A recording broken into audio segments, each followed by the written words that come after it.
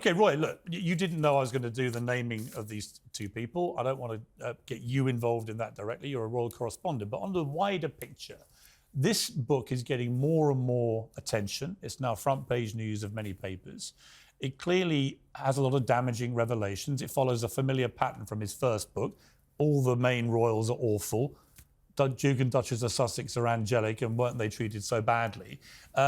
How significant is this book? Is it going to actually have any real effect, do you think? Well, it's interesting you say it's full of damaging revelations and bombshells, because actually from what I have read so far, it's just full of Omid's own highly partisan views and opinions, rather than fact-based, damaging bombshell allegations that I think a lot of people thought were going to be unveiled with real, proper evidence behind them.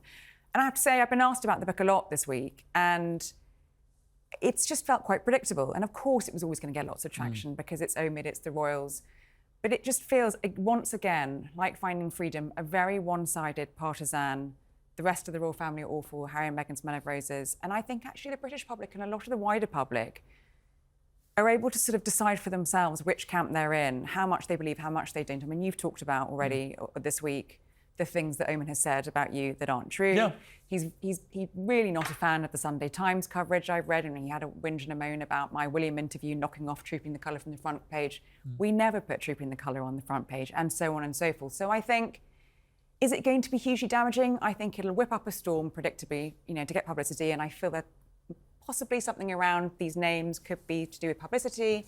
But I don't think it's going to have real lasting damage, because I don't think people are going to believe all his opinions. Right, and they shouldn't, by the way, from my experience. But in terms of, I guess, the family relationships here, particularly Harry and his father, we were reading signs of potential rapprochement. Would they come to Sandringham? I got to say, I think I've got more chance of being at Sandringham than Meghan Markle pulling that was my story. They'd pulling like festive to. crackers. They'd like to. Yeah, it was your story, yeah. But none of this is going to help, because there is this belief, which may or may not be true in the case of this book.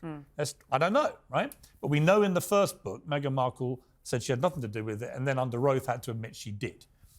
If it turns out the same has happened here, and she's authorised friends to help him and give him stuff, because let's face it, this exchange of letters between Charles and Meghan Markle, only one of them can have told people about that. And Charles is not the kind of guy that's going to be telling people about a letter like that, which makes me think it's her and her friends, or somebody has gone to Scobie. We'll wait and see.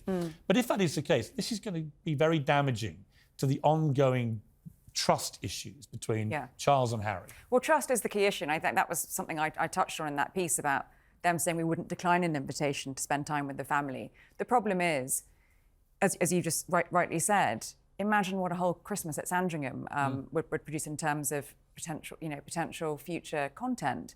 And I think, looking at the phone call between Charles and Harry and Meghan around Charles' 70th birthday, it was briefed before it happened, and it was briefed after. And I think if you can't even have a private phone conversation that isn't briefed before or after... I honestly wouldn't trust, if that was someone in my family, after what they've done, repeatedly, I wouldn't trust them as far as I could throw them. Trust is the issue, and that's not changing anytime soon.